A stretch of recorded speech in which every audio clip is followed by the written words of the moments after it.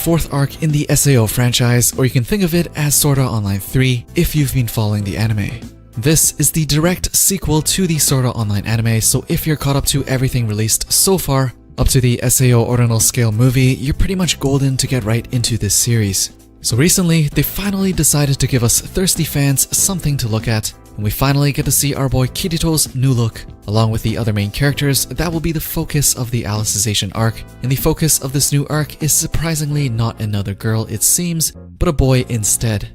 This may be the first time that SAO actually focuses on a character that is not named Kirito, who is also a guy, so there's definitely something real special about this one. Before you try to Google to see if he's a trap, I've already done that for you, and I can confirm for you right now that he is in fact not a trap. SAO for the first time ever in a main arc will have another main character, or important partner to Kirito that is a guy. We'll see how that pans out. But in the new visuals released, we see that Kirito is in farmer mode with his new axe, while Yujiro has a sword. Both of them don't have fancy armor, so it seems like they're pretty low level at this point. But as you can tell with Kirito, his design has changed from SAO 2, and is probably a lot closer to what we saw of him in Ordinal Scale, while also being a lot younger here.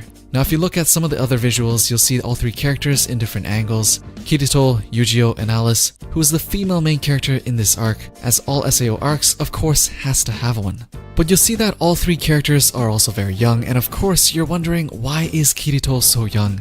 I don't want to spoil too much here, but just keep in mind this is in-game, and when you're in a game you can start with any kind of avatar, and Kirito just happened to start with a much younger avatar of himself this time around.